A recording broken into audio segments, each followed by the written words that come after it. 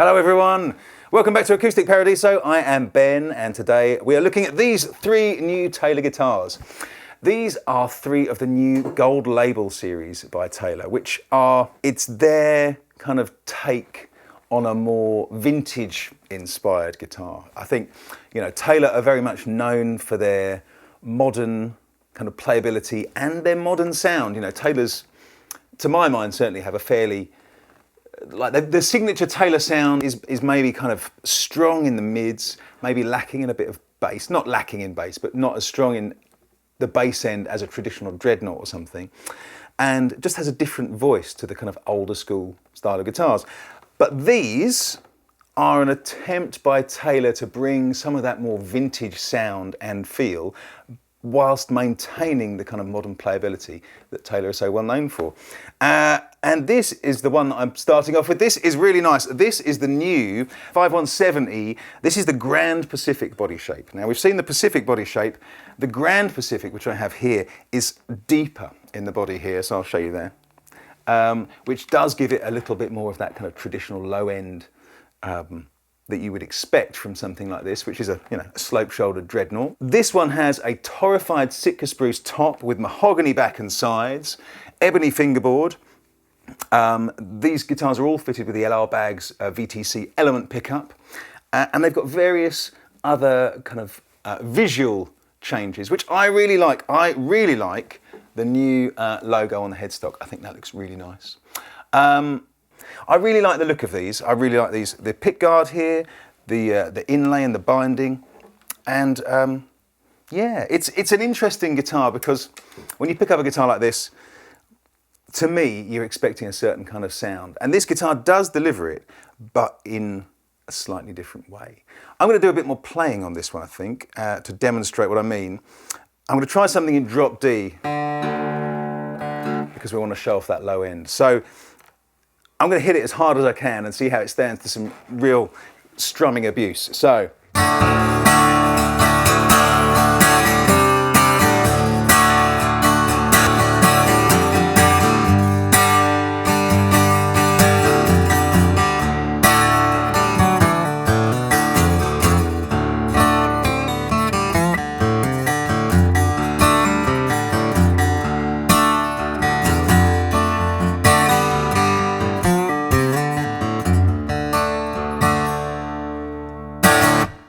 So it does that really nicely. And it is, I would say, I think it's fair to say, looking at the marketing for these guitars, that they are aimed at the player who might normally go for a legacy brand, shall we say, and they're aimed squarely at that market. So I think, it's a nice option for that.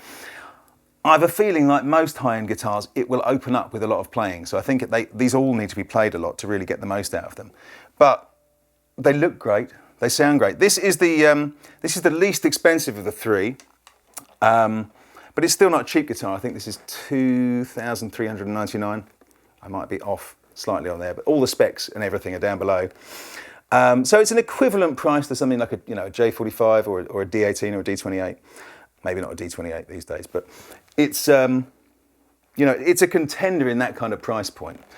If you like Taylor guitars and you like their reliability, this is something that's well worth considering. It's got their new kind of extended neck joint as well, which is very good for setting the string action and gives you a bit more of a solid neck to body join. But yeah, there we go. So that is the first one of the three. This, as I say, is the 517E, the slope shoulder dreadnought. I'm going to move on to the next one right now.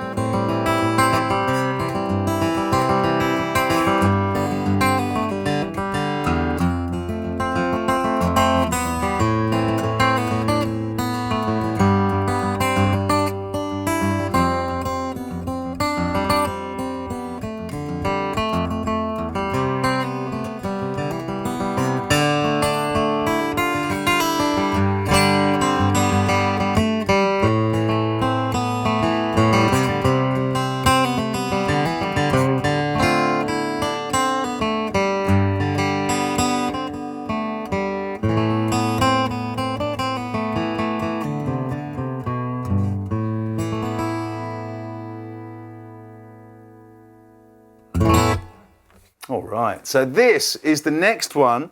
This is the gold label 814E Super Auditorium.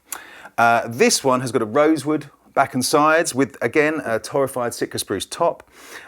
It's got very, the new name style on the headstock and these lovely inlays actually, which are different to that one. I really like the new shape of the pick guard, slightly fancier inlays around the sound hole, new bridge shape here. These guitars have all got a variation on the V-bracing that Taylor do. And I think they call it extended V-bracing in this case. And it is designed on all three of these guitars to give a more vintage voice, as I said. So a slightly different sound to what you might normally expect from a Taylor. So I did some finger picking at the start. I'm going to do some strumming as well to see how it holds up. These guitars, again, it's a different vibe to playing a kind of traditional Taylor, I suppose. But I do like it. Let me try hitting it really hard again and see how it holds up to that kind of strumming punishment.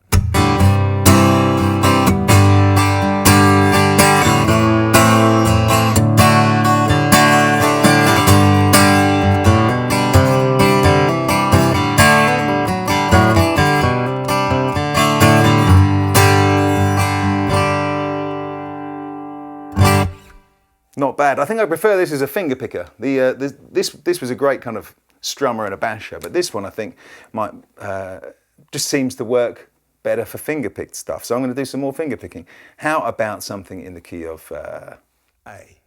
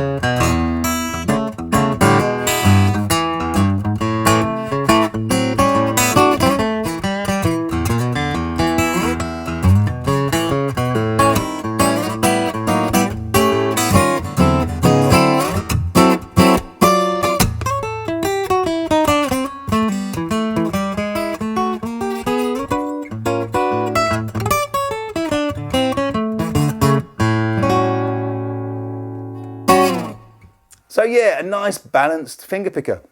I like it.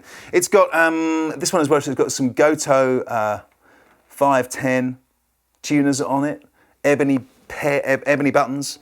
I mean, it looks great. It's a really pretty guitar. I didn't actually show you the rosewood on the back, did I? Look at that. Look at the grain on that. Lovely. So anyway, I'm going to move on because next to me I have another 814E, but this one is Koa back and side. So let's see how that stacks up against the rosewood back and side.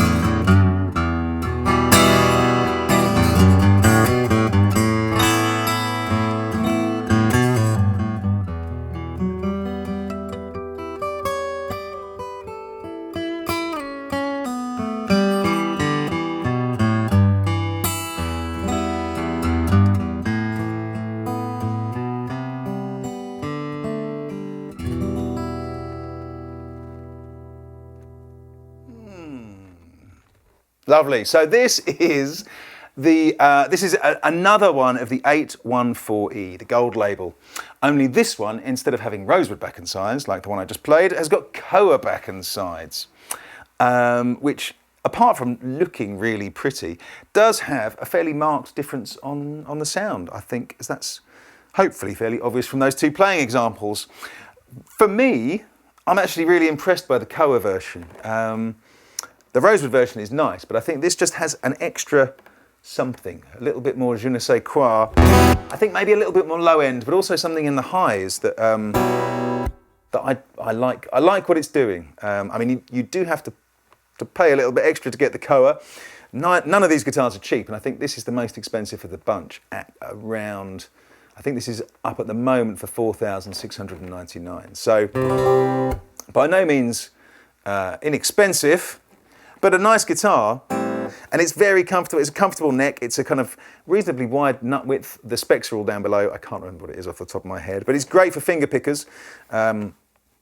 Occasionally I get people sending me emails kind of asking for recommendations on various guitars that they may have seen me play. And I can rarely remember that much about them because I've played so many. But this one has got a nice wide nut width, very comfortable for if you've got like larger hands, or if you're a finger picker. I know a lot of finger pickers prefer a slightly wider neck. But there we go. I mean, it's a very pretty guitar.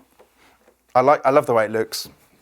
I really like the Koa on here, all of the appointments on here. I mean, it's an interesting direction for Taylor, I think, and I think it works for them in terms of offering something in their product range that will appeal to people who would generally maybe prefer a kind of more vintage style and sound guitar. Let me do a little bit more playing on this one. Maybe something kind of ragtimey.